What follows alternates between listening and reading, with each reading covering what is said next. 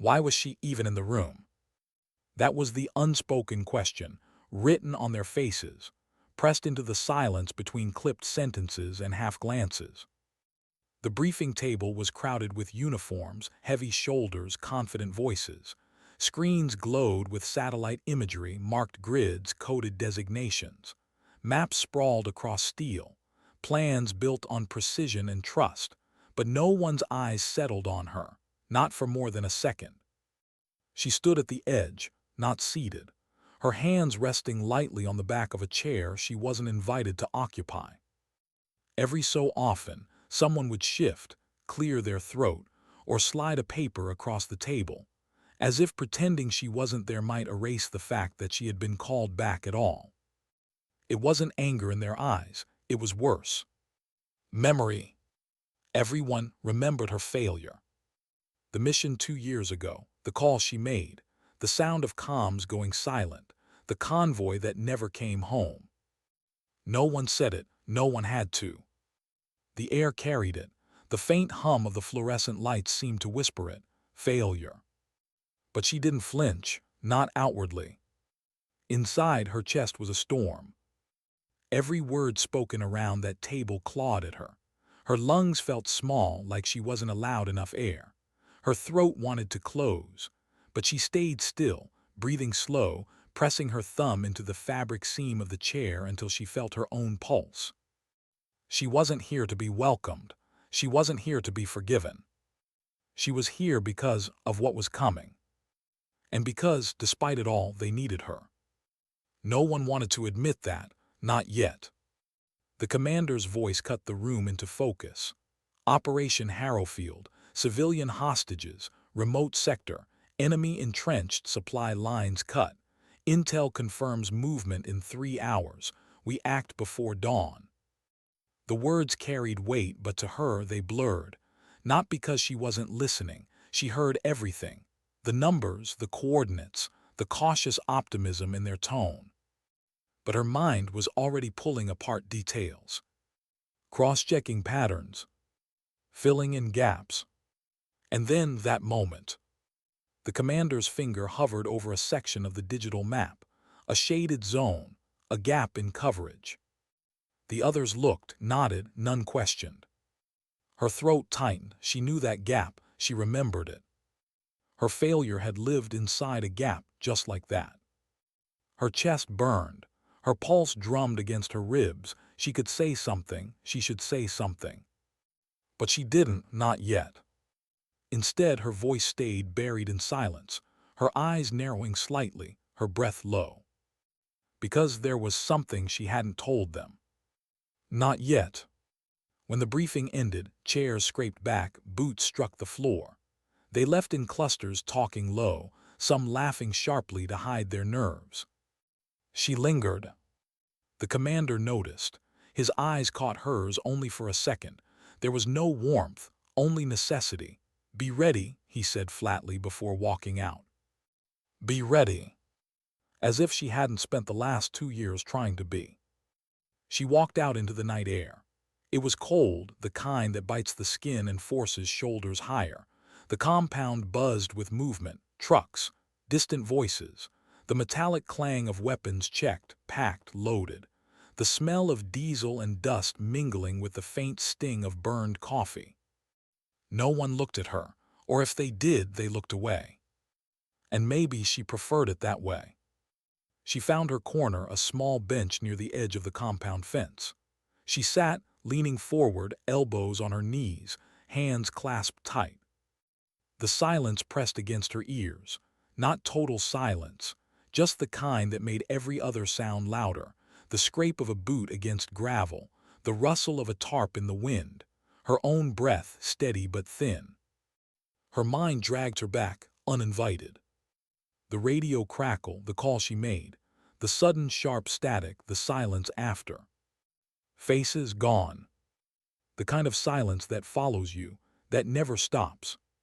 She closed her eyes, but that only made it clearer. She opened them again, staring at the dirt between her boots. She whispered to herself just barely, a promise, a reminder. Not this time. Hours later, before the mission, she checked her gear alone. Each strap pulled tight, each piece of metal catching the faint light. The rifle's weight settled into her shoulder like an old memory. The scope cool against her cheek as she tested it, eyes steady. Her hands moved automatically, but her chest still felt heavy.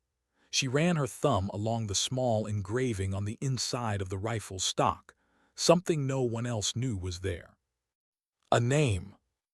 Her sister. She exhaled slowly, letting the weight of it pass through her.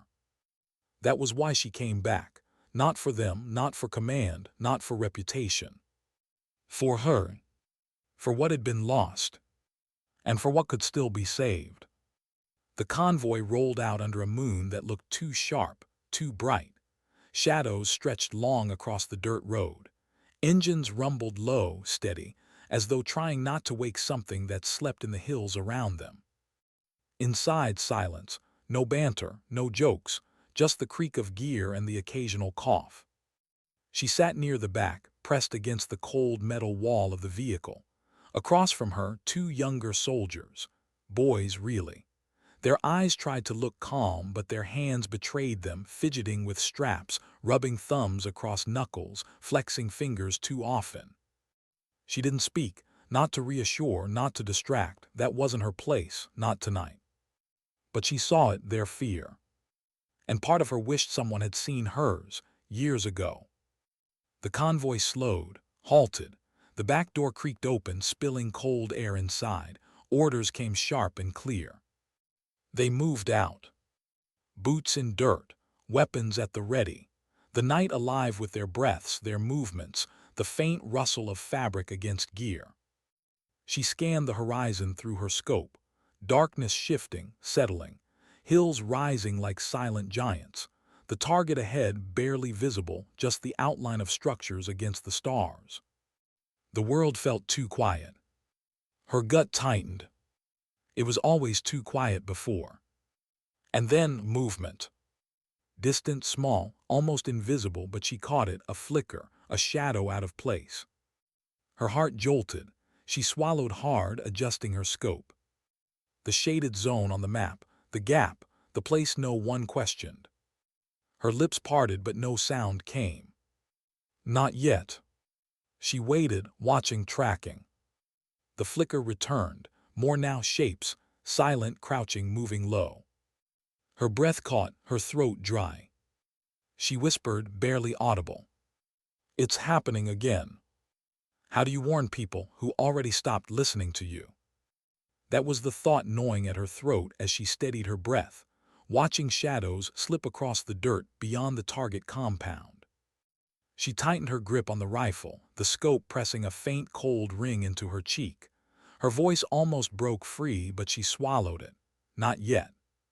She had spoken too quickly, too decisively once before. And when she was wrong, or when they believed she was wrong, men never came home. Her chest felt small, her lungs tight. If she said it now, if she warned them and they doubted her, she could be dismissed, ignored, maybe even sent back before she had a chance to prove why she was really here. But the flickers grew clearer, shapes crawling closer. The enemy wasn't waiting for dawn. They were already here. Her finger brushed the trigger guard, not to fire, but to feel the reminder of control, the weight of choice. She whispered to herself, too quiet for anyone else to hear. Not this time, not again. The squad advanced, boots careful on loose gravel, rifles raised in perfect rhythm. Their formation clean, drilled. To them it was just another night, another mission in the dark. But her eyes told a different story. She scanned again, her breath sharp. Shadows shifted, angles wrong. The wind carried faint metallic rattles that weren't theirs, a scrape of stone, too deliberate. She felt the hair rise along the back of her neck. And then a voice behind her, one of the younger soldiers, nervous, soft. "You good?" It caught her. She turned slightly, catching his eyes in the dark. His jaw tight, his lips pressed into a line, but his question hung there like a lifeline. She almost said yes, almost. Instead, her voice broke low. "Stay sharp." He nodded too quickly, then turned away, clutching his weapon tighter. And in that moment she realized these weren't the men from before. These weren't the ghosts of her failure. They were just kids trying to survive. She had a choice: stay silent and let memory paralyze her, or speak and risk everything. Her chest clenched, her throat burned. She clicked the comm. "Movement," she said flatly. The channel hissed back silence. For a breath too long, nothing. Then a voice clipped, "Say again." She steadied herself, eyes locked through the scope. Multiple, low ground, left flank, not ours. The pause that followed wasn't hesitation.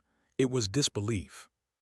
Someone muttered over comms, just audible, "Of course she sees ghosts." Her gut twisted. The weight of those words sank like a stone. But she didn't pull back, not this time. "Check the gap," she said firmly. No edge of apology, no plea, just truth. The commander's voice finally cut in, sharp with irritation. "Eyes forward, maintain formation." The dismissal cracked something inside her, but also ignited something harder. If they wouldn't listen, she'd act. The squad reached cover behind the first rise of broken walls. The compound loomed ahead, jagged silhouettes of concrete and corrugated steel against the faint gleam of starlight. Orders spread low and fast. Breach teams preparing, snipers setting up, medics crouched tight. She found her perch along a broken window frame, rifle steady, scope fixed outward. And then she saw it. The enemy shapes breaking from cover, racing low. Not toward the compound, toward them. An ambush. Her finger tensed, her heart slammed. She had seconds. No one else saw it, not yet. She fired. The shot cracked the silence like shattering glass. One shape dropped, another froze. The squad jolted, heads snapping toward the sound. "Contact." Her voice ripped through comms, fierce, unshaken. "Left flank, they're moving now." This time they saw it too. Gunfire erupted, cutting through the night. Muzzles lit the dark in harsh staccato bursts. Shadows twisted, fell, scattered. The squad scrambled into defense, the clean rhythm of the plan dissolving into survival.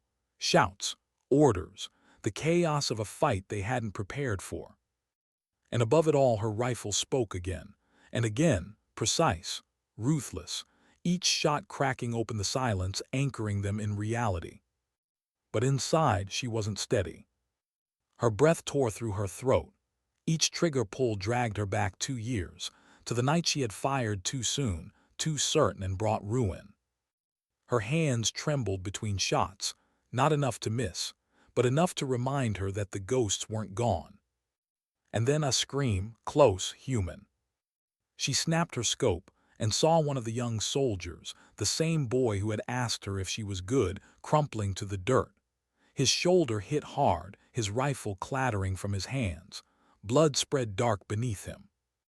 Her chest seized, the world tilted. No, not again. Without thought she moved, leaving her cover sliding down rubble, boots pounding dirt. Gunfire cracked around her, sparks biting from stone. She reached him, dropped hard to her knees, dragging him back with raw strength.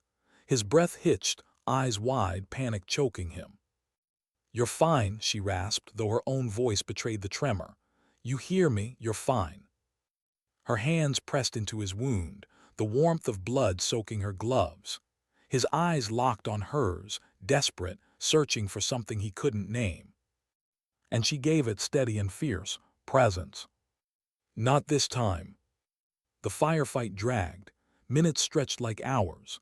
The squad shifted, adapted, forced into survival by her warning shot. Finally silence, shouts cut through the dark, clear, clear. The night echoed with ragged breathing, the scent of cordite and dust thick in the air. Bodies lay scattered beyond the ridge. The boy she held groaned faintly, still conscious, pale but alive. Medics swept in, pulling him onto a stretcher, hands quick and sure. She stayed kneeling for a moment, her gloves slick with blood, her chest heaving. Her eyes lifted and caught the commander's gaze across the field. No words passed, just a stare, a silent clash. She had been right, and it burned them both. Later, when the squad regrouped in the compound's shadows, exhaustion heavy on their shoulders, she sat alone, her rifle resting across her knees, her hands trembling faintly as she cleaned it, metal gleaming faintly in moonlight. Voices murmured around her, some grateful, some still skeptical, all wary. And then one of the older soldiers, scarred and weary, sat down beside her. He didn't look at her, didn't smile, just spoke quiet. "If you hadn't seen them, we'd all be dead." She froze. The words hung in the air, unadorned, simple. He stood again, leaving her alone. But the weight of his voice stayed. Not forgiveness, not redemption. But something she hadn't felt in years. She exhaled, the night air sharp in her lungs. And for the first time in 2 years, she allowed herself a single, fleeting thought. Maybe this wasn't just about redemption. Maybe it was about proving to herself that she could still choose right. But she also knew the truth. The mission wasn't over. The hostages weren't free. The worst was still waiting. And somewhere deep in her chest, a voice whispered, "Not everyone would survive." What happens after the gunfire stops? That was always the harder part. The squad crouched in the shattered shell of the outer compound. Their ears still rang with echoes of shots. Their throats were raw with dust and smoke. The boy she had dragged from the dirt had been lifted out, rushed away with the medics toward the fallback point. He might live, might not, but at least he had a chance. She sat against a wall, her rifle resting across her knees, listening to the silence that followed battle. Not peace, never peace, just the space between storms. Someone muttered nearby, too low to mean for her to hear. "Lucky call, that's all it was." She closed her eyes. She could live with that for now. Because the real mission still waited. The commander stepped into the broken courtyard, his shadow stretching long across the dirt under a pale wash of moonlight. His voice came flat, low, stripped of anything human. "We move in, breach at the north side, keep it tight, no more surprises." He didn't look at her, not once. The squad shifted, adjusted, reloaded. Their motions automatic, drilled deep, even as fear curled under their armor. She rose slowly, her breath steadying, her shoulders stiff under the weight of unspoken things. And then a voice at her side. One of the younger women in the squad, maybe 24, face still soft under the grime. She leaned closer, whispering, "You really saw them before anyone else." Her throat tightened. She wanted to shrug it off, to let it slide into silence, but something in that girl's eyes stopped her. So she nodded once, "Yeah." The girl didn't smile, didn't relax. She just breathed a little easier, like knowing someone's eyes were sharp gave her room to survive a few more minutes. It was a small thing, but it mattered. They moved out. The compound's main structure rose ahead like a jagged scar. Concrete walls pitted, barbed wire twisted in the wind. Windows dark, too dark. Every step toward it felt heavier, not just with danger but with memory. She had walked into buildings like this before, felt the same pulse in her throat, heard the same silence waiting. And once before she had walked out alone. Her chest ached at the thought, her palms damp against her rifle. But this time, there was something she hadn't told them. Something she carried like a hidden wound. She wasn't just here for the mission. She was here because one of the hostages was connected to her. Her sister's daughter. No one else knew. No one else could know. If they did, they'd say she was compromised, unfit, still broken. But she couldn't leave that girl in there. Not to the same silence that had swallowed her sister. So she walked forward, every step wrapped in a vow only she had made. The breach came sudden and violent. Charges lit the night, slamming sound and fire against stone. Doors ripped open. Shouts tore the air. The squad surged in. Inside, the air was thicker, choked with smoke and the smell of oil, rust, and human sweat. Darkness cut sharp around corners. Flashlights sliced through, catching broken furniture, stripped wires, crumbled walls. She moved with them, but her eyes scanned deeper, listening, searching. Every creak, every drop of water, every shadow bending wrong. Her heart hammered in her ears, her jaw clenched. And then a sound. Small, soft. Not boots, not weapons. A cry. Her chest froze. She spun her scope, scanning tight. There, far down a hall, half hidden behind stacked debris. Her stomach clenched. Her lungs caught fire. Children. Two of them huddled wide-eyed, silent until now. Her voice caught in her throat. The others hadn't seen. They pushed forward, focused on the center rooms. But she couldn't move past. She crouched low, sliding toward them, her weapon raised but steady. The kids shrank back, eyes wild, their skin pale under the grime, their hands clenched into each other.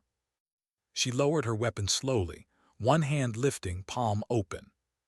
"It's okay," she whispered, her voice rough but softer than she'd used in years. "You're okay." They didn't answer, just stared. Behind her, footsteps thudded. One of the squad appeared, rifle aimed. He froze when he saw. "Hostages," she said quickly. He nodded, calling it in. Others came, guiding the kids out with soft hands, hushed voices. She stayed a moment longer, watching them go, her chest tight. Because if these were here, her niece could be too. Alive. The thought cut through her like lightning. Alive. They pushed deeper. Every corridor was a trap waiting to spring. Every closed door a coin toss between silence and fire.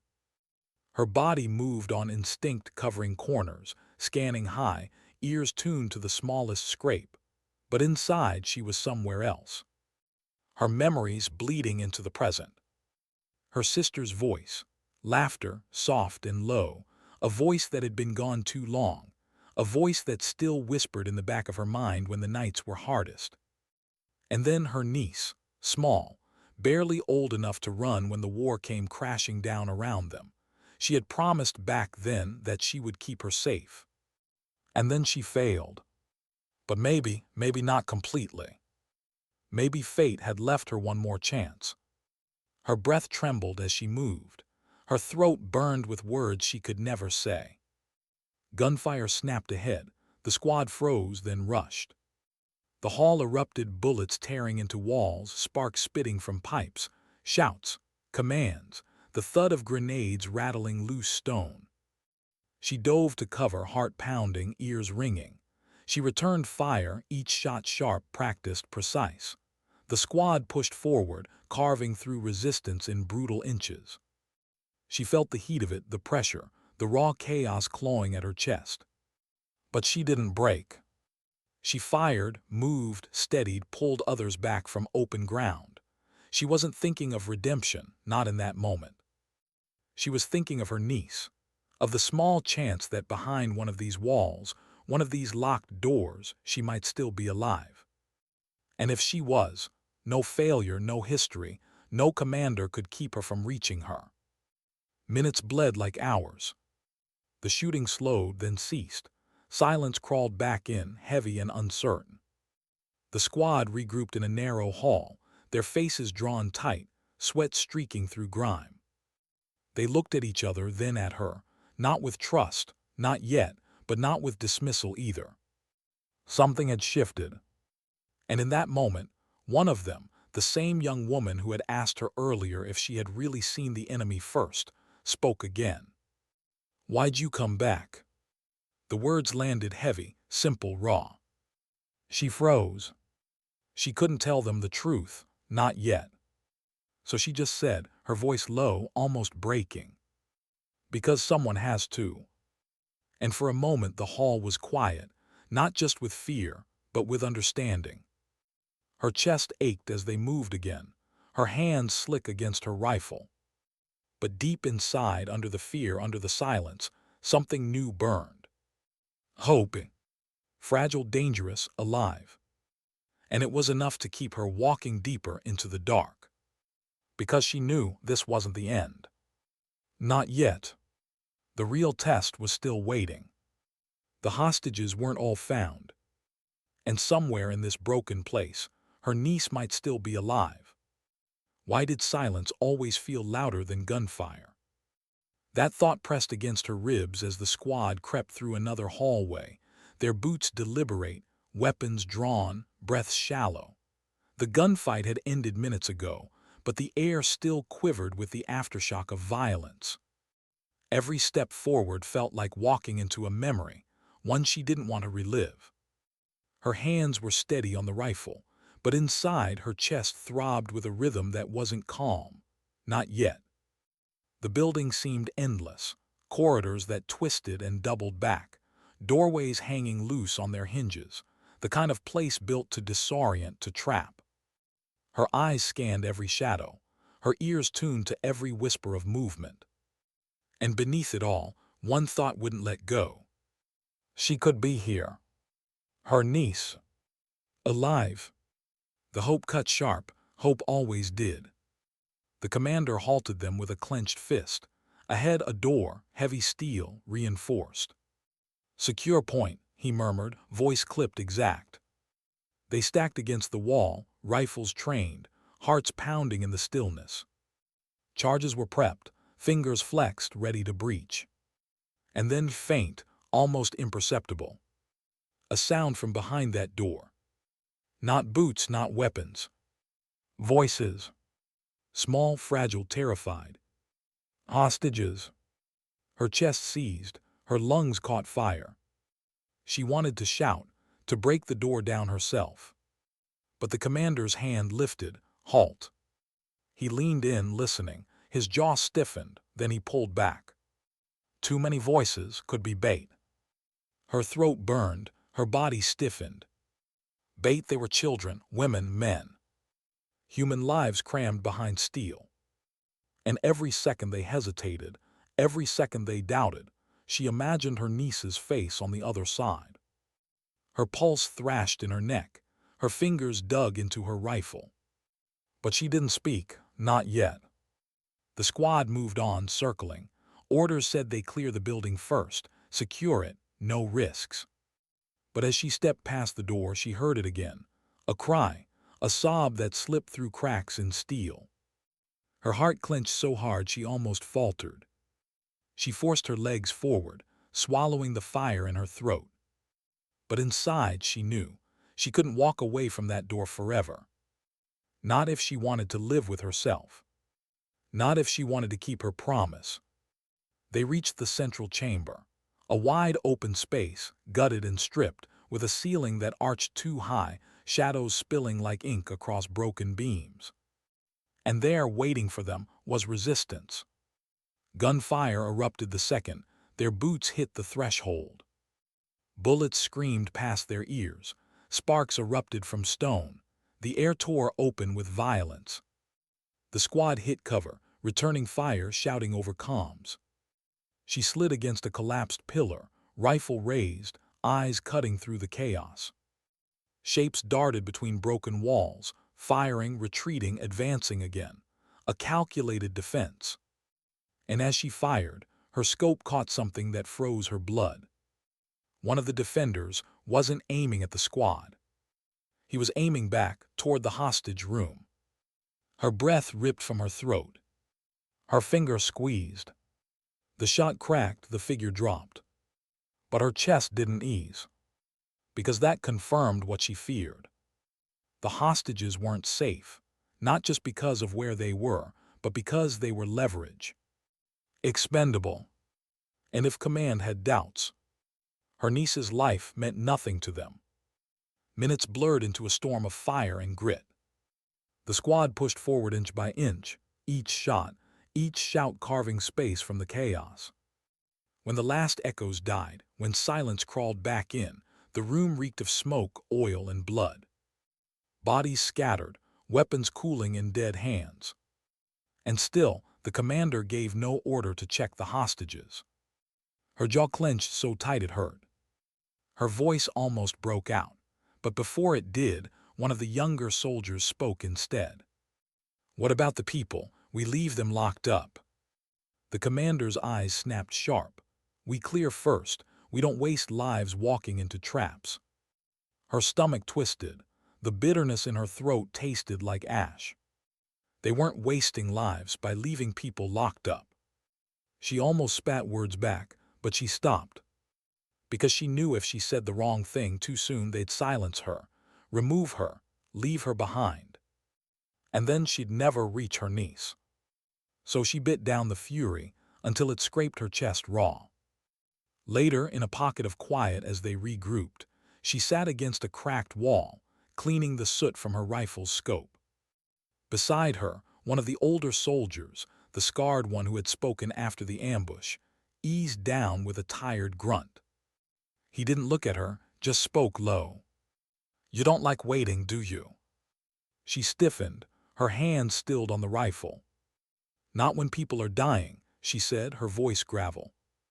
He chuckled once without humor. "None of us do, but waiting saved my life more times than charging in."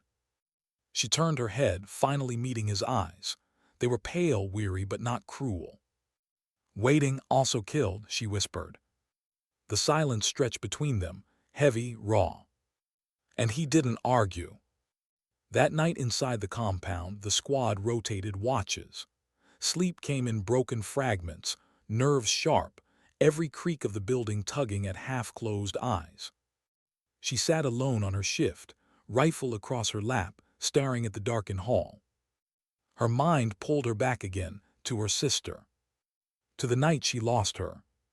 To the small girl's hand slipping out of hers in the chaos, pulled away by the tide of evacuation, swallowed by noise and fire. Her promise had been simple. "I'll come back for you." And she had failed.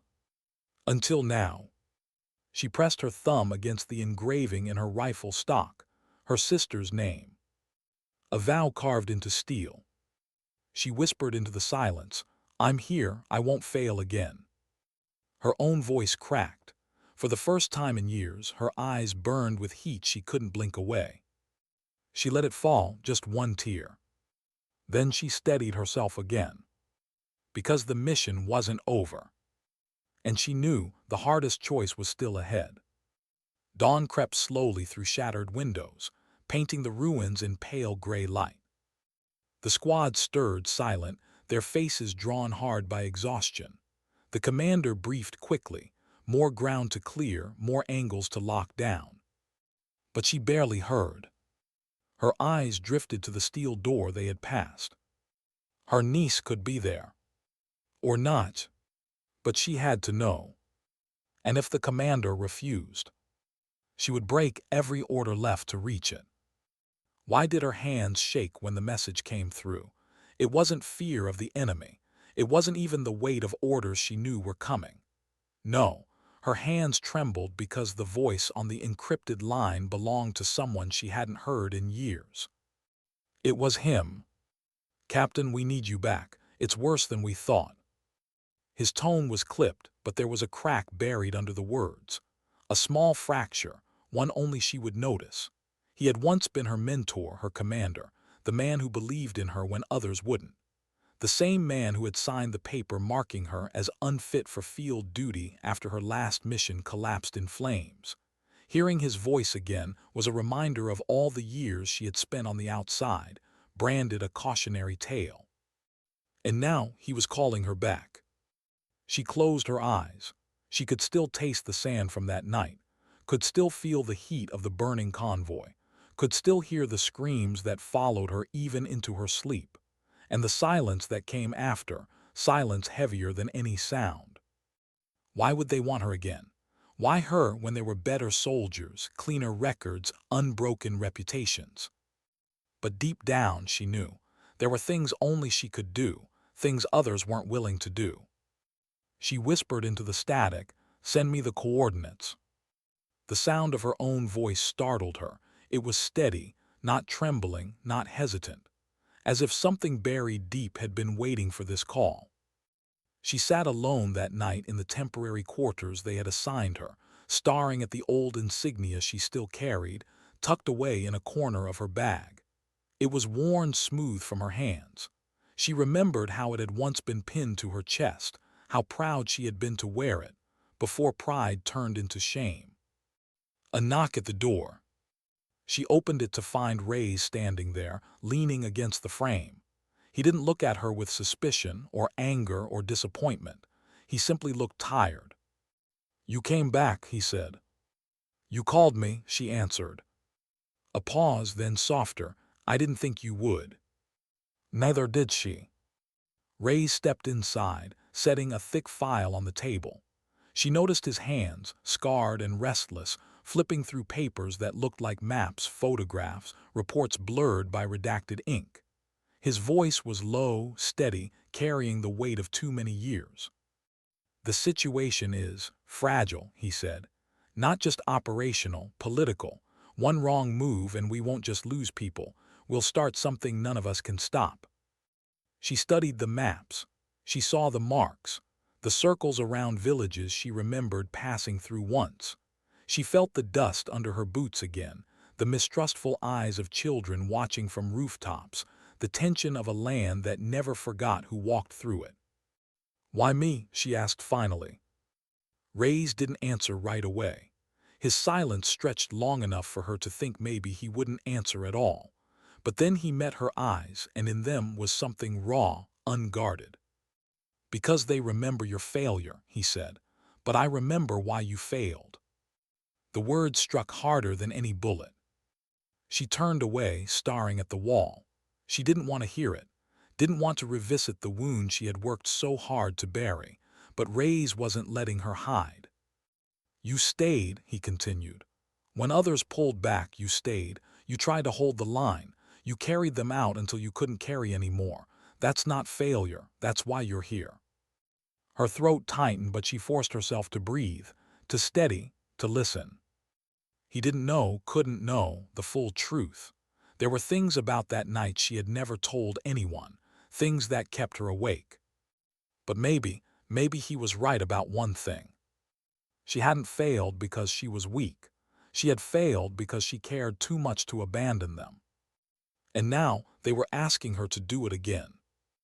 The mission details blurred together in her head as Ray's laid them out. Infiltration, extraction, precision under pressure. A name surfaced in the reports, one she recognized instantly, though she said nothing aloud. Her hand froze on the edge of the file.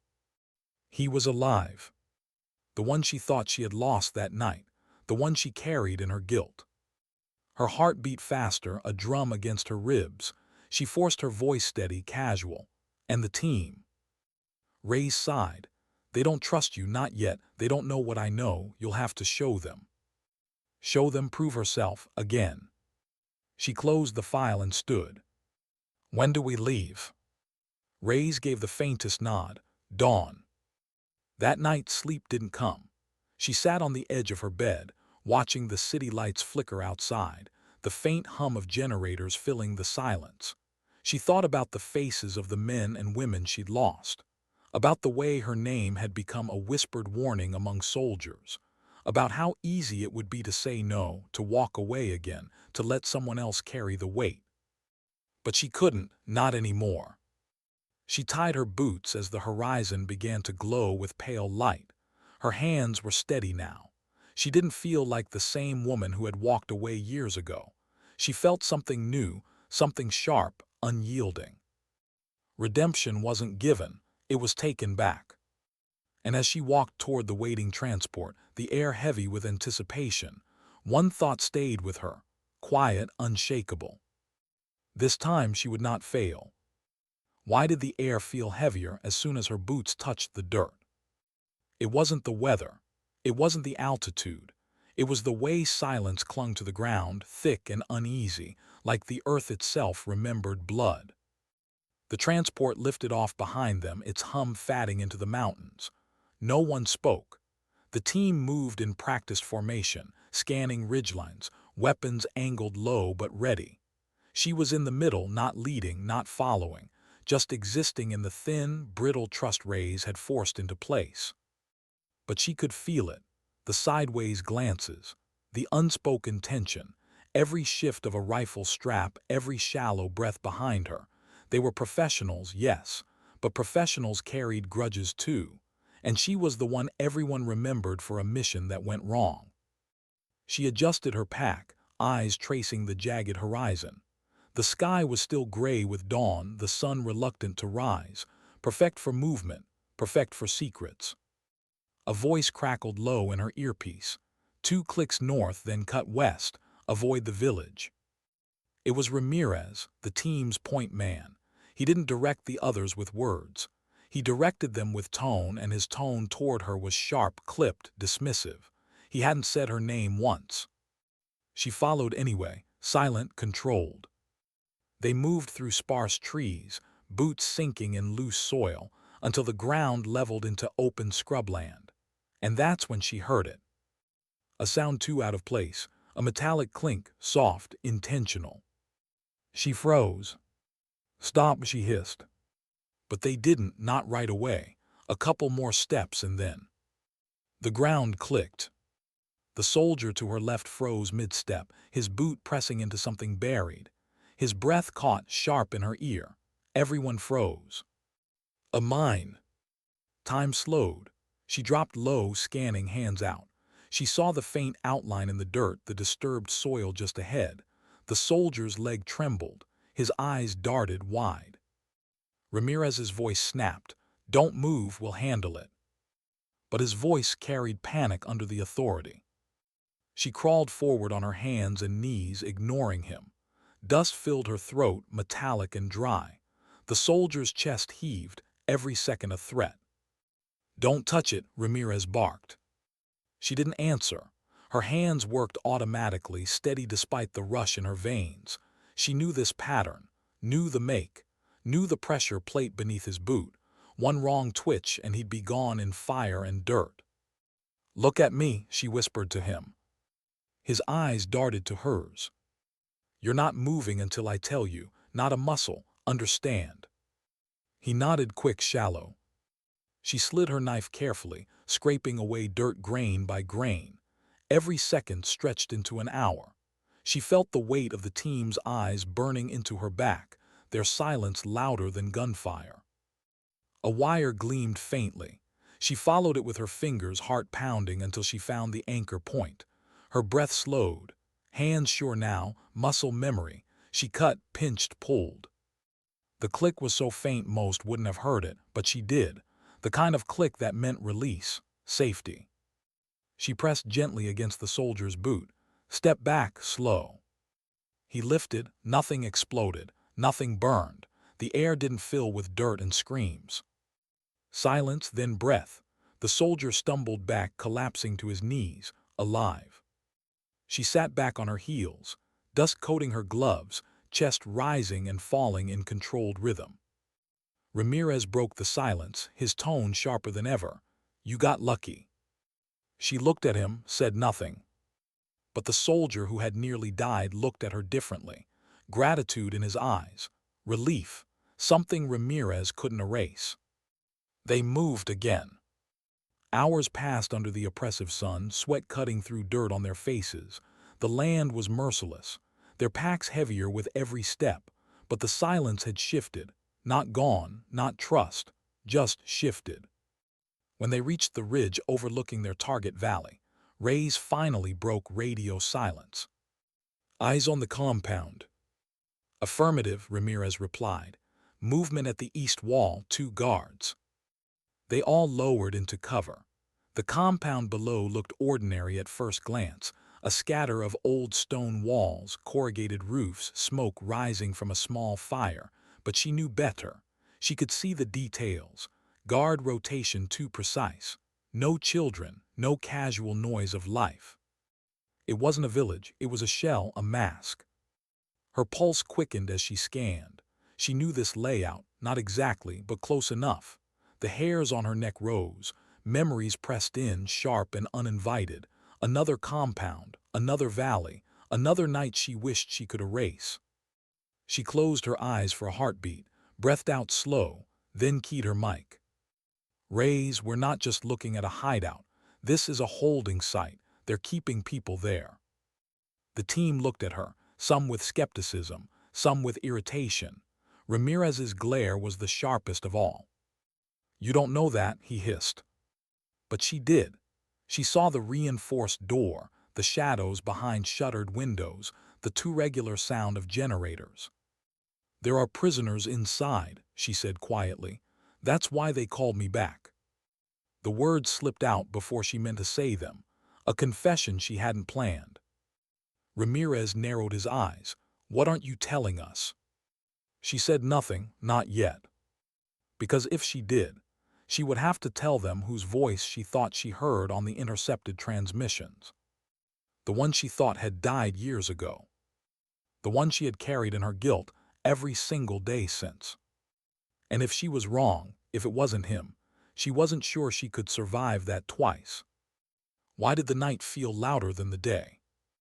Every sound carried, every rustle of cloth, every shift of a boot against stone. The valley below seemed to hold its breath, waiting as if it knew what was coming. They moved under cover of darkness, no words, just hand signals and shallow breaths.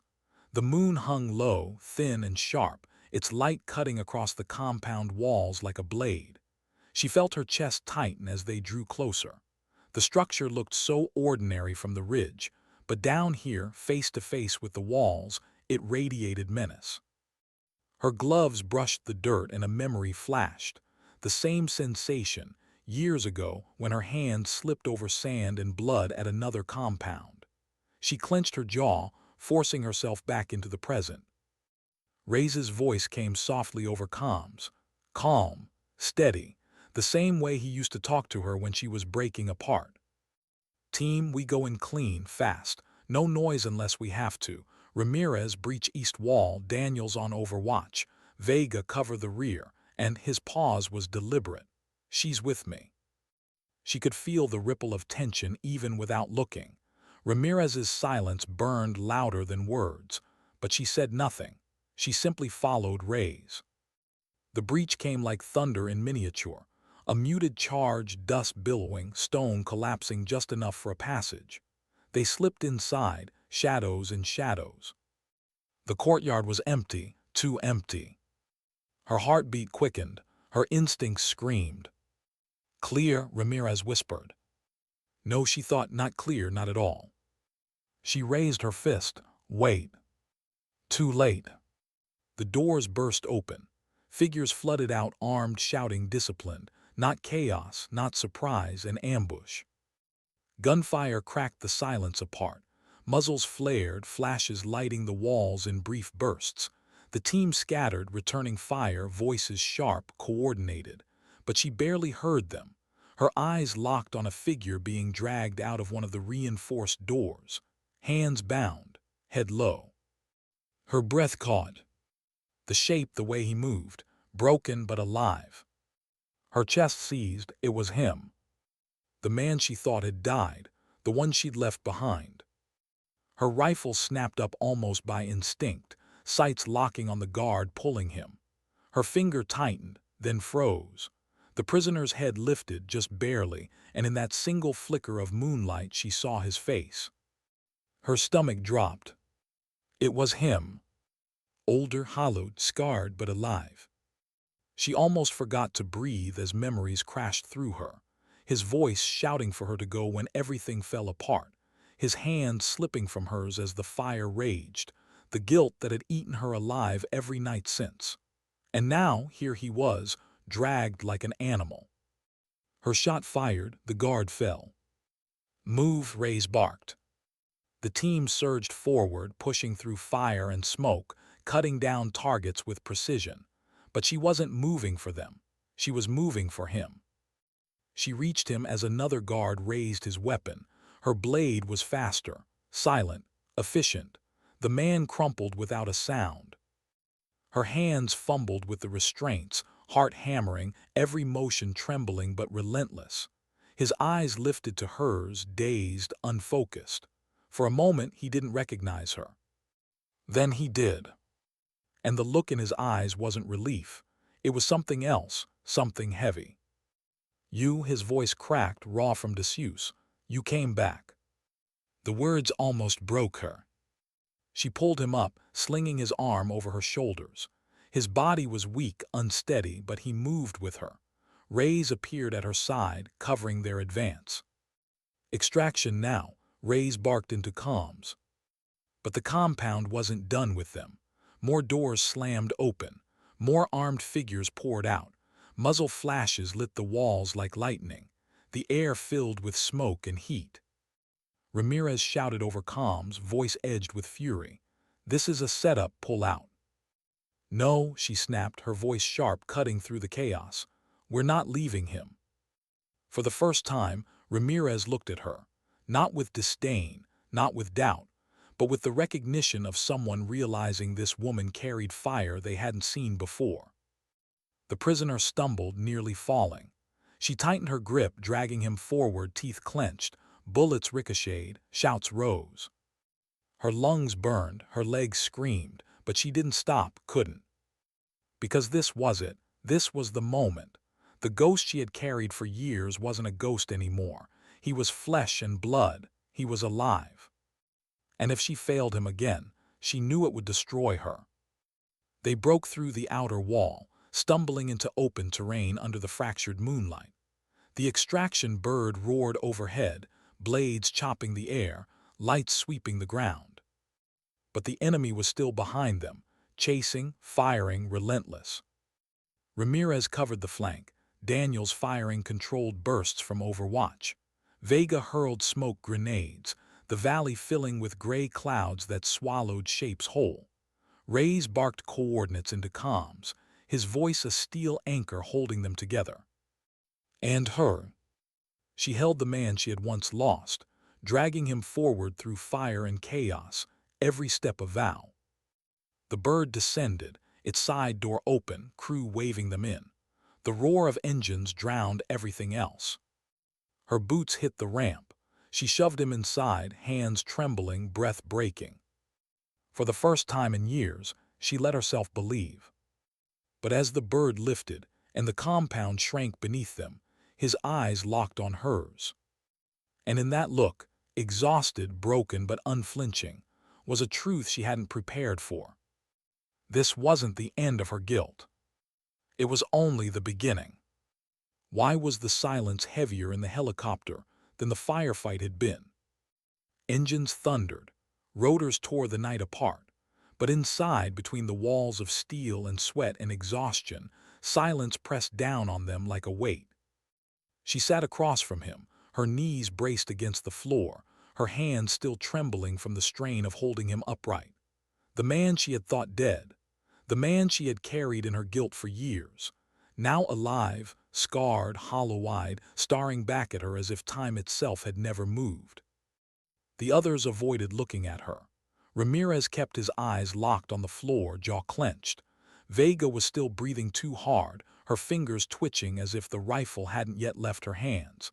Daniel scanned the horizon, face unreadable. Even Reyes, sitting beside her, said nothing. Only the prisoner, only he looked at her. "You left me." The words were barely louder than the hum of the rotors, but they cut deeper than gunfire. Her breath caught. She wanted to explain, wanted to spill every moment of agony she had carried since that night, how she hadn't left willingly, how she had fought, bled, burned to pull him out, how she had screamed until her voice broke when the fire swallowed him. But explanations were dust. He didn't need them. He had lived the truth of his own survival. "I came back," she whispered. His eyes didn't soften, not yet. The silence stretched thicker until Reyes broke it, not with comfort, not with ease, but with the same blunt truth he always carried. "She's the reason you're here now." The man didn't answer. He leaned back, eyes closing, as if even the strength to hate or forgive her was too heavy. She turned her head, staring out into the endless dark below, the world sliding by in shadowed ridges and empty valleys. Her reflection stared back at her in the window, older, harder, but still the same woman who had once promised never to leave her people behind. A promise she had broken. And yet here she was. The landing was rough. Dust stormed around them as boots hit dirt again, this time on safer ground. Medics swarmed the prisoner, guiding him away. He didn't look back. She stayed frozen on the ramp, watching him vanish into the flood of lights, into hands that would mend him. A piece of her went with him. The team gathered silent. Ramirez finally spoke, his voice sharp but different now. Not disdain, not contempt, but something reluctant, grudging. "You were right," he said. "There were prisoners, and you got him out." She met his gaze. For once he didn't look through her. He looked at her, respect. Not quite, but no longer doubt. Ray stepped forward, laying a hand on her shoulder. "You carried him out when no one else would, just like before." She swallowed hard. "And before I failed." Ray shook his head slowly. "No, before the world decided to call it failure. Tonight, you reminded us what it really looks like to fight for someone." The words sank deep. Not absolution, not forgiveness, but truth, and truth was enough. That night in the quiet of her quarters she sat alone, boots untied, hands raw, mind still replaying every second. She thought of him, alive but broken. She thought of the looks in her team's eyes. She thought of the weight she still carried. She reached into her pack, pulling out the old insignia she had hidden for so long. She held it in her palm, tracing its worn edges, remembering what it once meant. Not pride, not glory, not medals. It meant service. Service wasn't about never failing. Service was about returning, again and again, even when the world had already written you off. Her eyes stung, but she didn't cry. Not tonight. She placed the insignia back in her bag, not as a reminder of shame, but as a reminder of why she still walked into fire when others turned away. Outside, the camp settled into uneasy quiet. Somewhere, a soldier laughed too loudly, chasing away fear. Somewhere else, someone prayed under their breath. Life went on, fragile, breakable, but alive. And she sat in the silence, letting it fill her, not with guilt anymore, with resolve. Because she knew now, redemption wasn't about being forgiven. Redemption was about carrying the weight and moving anyway. Her story wasn't loud. It wasn't clean. It wasn't the kind that would be written into songs or shouted in parades. But it was hers. And as the night deepened, one truth echoed inside her, steady, unshakable. Sometimes dignity doesn't speak. It simply acts.